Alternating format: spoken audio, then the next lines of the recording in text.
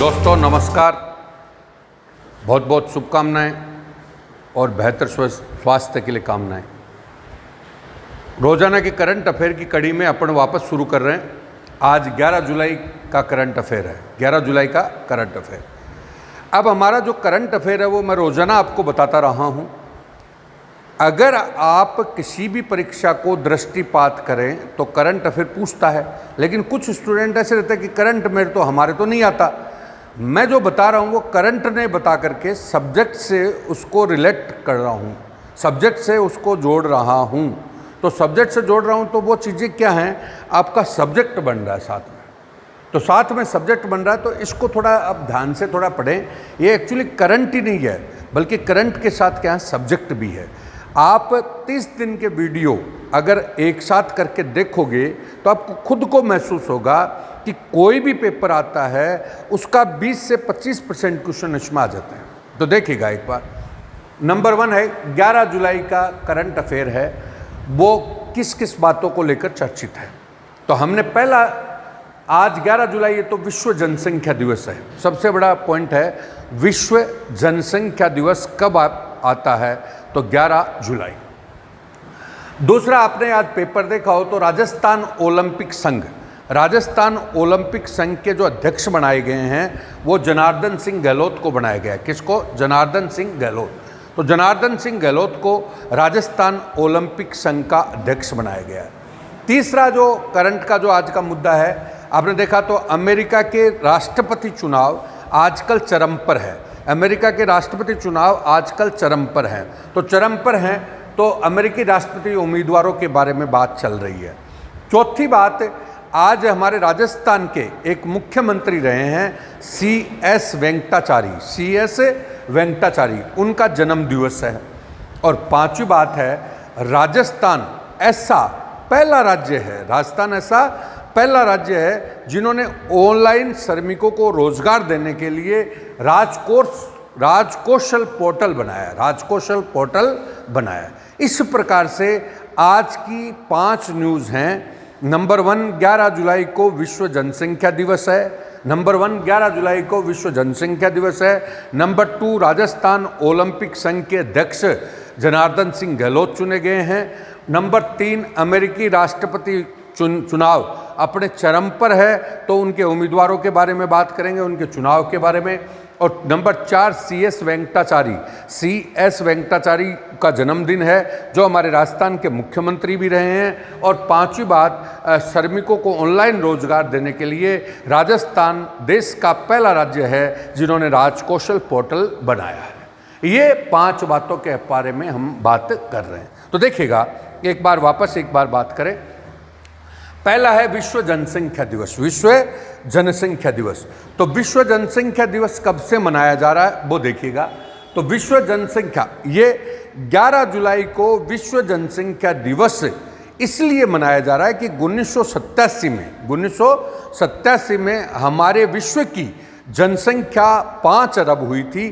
तो 5 अरब जनसंख्या होने के परिप्रेक्ष्य में 87 में आपका विश्व जनसंख्या दिवस मनाया जा रहा है।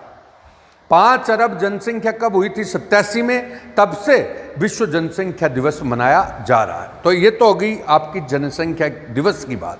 अब हम आगे बढ़ते हैं। जनसंख्या के लिए जनगणना चर्चित रहती है। क्या रहती है? जनगणना। जनगणना कैसे? आपको पता है अभी आपकी 16वीं जनगणना, कौन सी? 16वीं जनगणना 2021 से के आंकड़े आएंगे, लेकिन कोरोना और कोविड-19 के कारण जो अभी जनगणना को अभी स्थगित किया गया है, तो इसके कारण आंकड़े थोड़े लेट हो सकते हैं, इसलिए जनगणना थोड़ा चर्चा में है। तो जनगणना के बारे में आते हैं। जनगणना, जनता की गणना करना आवश्यक है, क्योंकि जनगणना से ही विकास संभव है। क्योंकि हमें पता रहता है भाई कितने लोग हैं, उनके आधार पर ही हमें बजट जारी करना पड़ता है, उसी के आधार पर योजना बनानी पड़ती है, उसी के आधार पर सारा विकास का प्रोग्राम बनता है। तो विश्व में पहली जनगणना स्वीडन में आयोजित की गई। कहाँ पर? विश्व में पहली जनगणना कहाँ पर हुई थी? स्वीडन। कहाँ पर? स्वीडन। भारत में प्राचीन काल में पहली जनगणना मौर्य काल में हुई थी। कौन से काल में? मौर्य काल में। और आधुनिक जनगणना अंग्रेजों ने करवाई थी। आधुनिक जनगणना भारत में सबसे पहले लॉर्ड मेयो ने 1872 में करवाई। 1872 लॉर्ड मेयो ने 1872 में पहली जनगणना करवाई। लेकिन मैं आपको आगे कहना चाहता हूं, लेकिन करमबद्ध जनगणना, कौन सी? करमबद्ध जनगणना लॉर्ड रिपन ने करवाई थी 1881 में। तब से 10 वर्ष के उपरांत क्रमबद्ध रूप से जनगणना हो रही है। अतः लॉर्ड रिपन को जनगणना का जनक माना जाता है। जनगणना का क्या माना जाता है? जनक। अब हम बोल रहे हैं पहली जातिगत जनगणना हमारे देश में 1931 में हुई। 1931 में जो लॉर्ड इरविन ने करवाई, लॉर्ड इरविन ने। तो लॉर्ड इरविन ने पहली जातिगत जनगणना करवाई 1931 में। और राजस्थान के विषय में बात करें तो राजस्थान में पहली जनगणना उदयपुर रियासत में करवाई गई। अब आप देख सकते हैं विश्व में पहली जनगणना स्वीडन में, आपका प्राचीन काल में जनगणना मौर्य काल में, हिस्ट्री की बात आ रही है। और भारत में जनगणना वैसे लॉर्ड मेयो ने करवाई, लेकिन क्रमबद्ध रूप से किसने करवाई? लॉर्ड रिपन ने। और आगे हम बात करें जातिगत जनगणना किसने करवाई? इरविन ने। फिर हम राजस्थान में रहते हैं तो राजस्थान में जनगणना किसने करवाई? तो उदयपुर रियासत ने। और जनगणना बेसिकली संघ सूची का विषय है। संघ सूची का विषय होने के कारण सारा कार्यभार जनगणना का जो देखता है वो केंद्र सरकार देखती है। कौन देखती है? केंद्र सरकार। और केंद्र सरकार जिला कलेक्टर को जनगणना अधिकारी बना करके और जनगणना का काम शुरू करती है। तो जिले का जनगणना अधिकारी कौन होता है? तो जिला कलेक्टर। तो ये बात भी आप देख सकते हैं। अब हमने बताया पहली क्रमबद्ध जनगणना लॉर्ड रिपन ने करवाई। लॉर्ड रिपन ने 1881 में पहली जनगणना करवाई थी क्रमबद्ध। अब मैं बोलूं वहां से लेकर के 2011 में 15वीं जनगणना हुई। कौन सी? 15वीं। अभी तक हमारे पास जो उपलब्ध आंकड़े हैं वो 15वीं जनगणना के हैं। तो 15वीं जनगणना 2011 में हुई। उसके अंतर्गत विश्व की जनसंख्या आपकी 7 अरब है, भारत की जनसंख्या 121 करोड़ है और राजस्थान की जनसंख्या 6.85 करोड़ है। इस प्रकार से हम विश्व, मैं आंकड़ों पे ज़्यादा बल इसलिए नहीं दूंगा क्योंकि अब जो आंकड़े आपको ज़्यादा पंचाट में पढ़ने की आवश्यकता नहीं है, क्योंकि 2021 की जनगणना के ही आंकड़े पूछे जाने की संभावना है। फिर भी हम बता देते हैं कि 15वीं जनगणना 2011 में हुई। 2011 की जनगणना में विश्व में जनसंख्या कितनी थी? 7 अरब। और भारत में कितनी? 121 करोड़। और राजस्थान में कितनी? 6.85 करोड़। और अभी आपकी 16वीं जनगणना हो रही है। कौन सी? 16वीं जनगणना 2021। अभी आपका कोविड के कारण या कोरोना के कारण अभी हाल ही में इसको थोड़े दिन स्थगित रखा गया, तो इसके आंकड़े थोड़े आगे आने की संभावना है। इस प्रकार से हमने देखा कि सारी जनगणना के बारे में, विश्व जनसंख्या दिवस के बारे में हमने बात की। विश्व जनसंख्या दिवस को इंटरकनेक्टेड करके देखा तो सारी चीज़ें इसमें आ गई। तो ये आपका पहला टॉपिक है। तो मैं दोस्तों आपको कहना चाहता हूँ कि आप देख रहे हैं तो इसमें सारी चीज़, हिस्ट्री हो, चाहे आपका ज्योग्राफिकल पार्ट हो, चाहे पॉलिटिकल पार्ट हो, सारी बातें इसमें आती है। तो थोड़ा इसको ध्यान से देख करके समझें। और नंबर 2 बात आ रही है राजस्थान ओलंपिक संघ। राजस्थान ओलंपिक संघ। तो राजस्थान ओलंपिक संघ के जो अध्यक्ष बनाए गए हैं वो जनार्दन सिंह गहलोत को बनाया गया है। जनार्दन सिंह गहलोत को राजस्थान ओलंपिक संघ का अध्यक्ष बनाया गया है। अब हम बात करेंगे ओलंपिक की। ओलंपिक के बारे में आप बात देखिए, विश्व की सबसे बड़ी खेल प्रतियोगिता कौन सी है? ओलंपिक है। विश्व की सबसे बड़ी खेल प्रतियोगिता कौन सी है? ओलंपिक। और मैंने बोला विश्व ओलंपिक का जो जनक है वो कौन है? पीरे डी कुबर्तिन।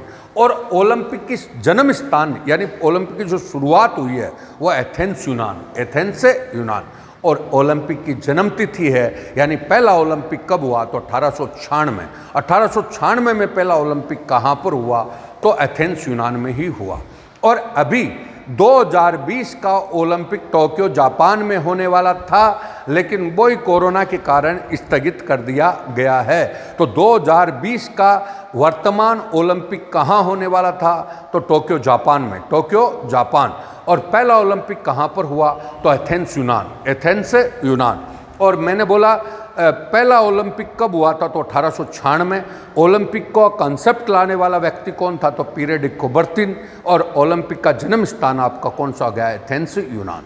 और इस पर ओलंपिक विश्व की सबसे बड़ी क्या है? खेल प्रतियोगिता, जो प्रत्येक 4 वर्ष से आयोजित की जाती है, प्रत्येक 4 वर्ष से आयोजित की जाती है। अब हम बात करें इस ओलंपिक को मैनेज करने के लिए विश्व ओलंपिक संघ होता है, विश्व ओलंपिक संघ या समिति होती है। और भारत में भारतीय ओलंपिक संघ होता है। तो राजस्थान में राजस्थान ओलंपिक संघ होता है, राजस्थान में राजस्थान ओलंपिक संघ होता है।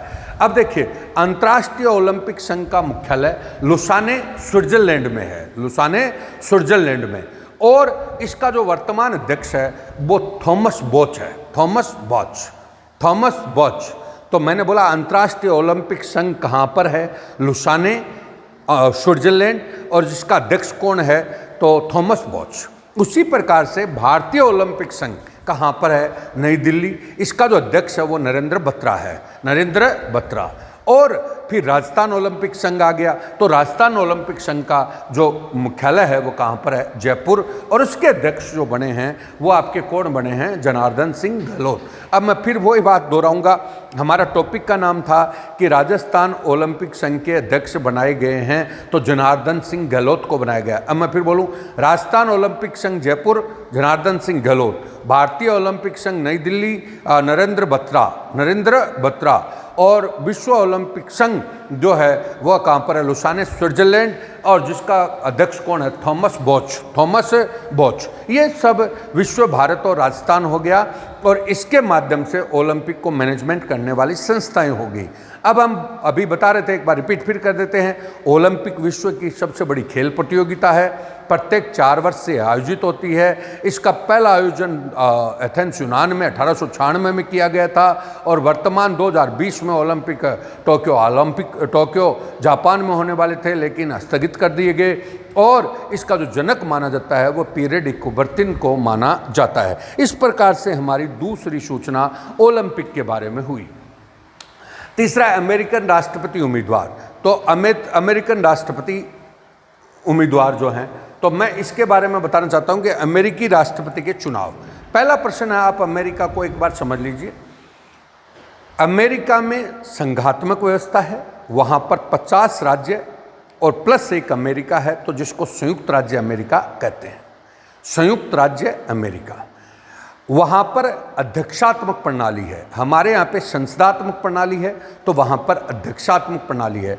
अध्यक्ष जनता के द्वारा चुना जाता है, जो राष्ट्रपति ही होता है। कौन होता है? राष्ट्रपति। और वो ही वहाँ पर सर्वे सर्वा होता है। अतः बोलते हैं कि दुनिया में अगर सबसे शक्तिशाली राष्ट्रपति है तो कहाँ का है? तो अमेरिका का है, अमेरिका का है।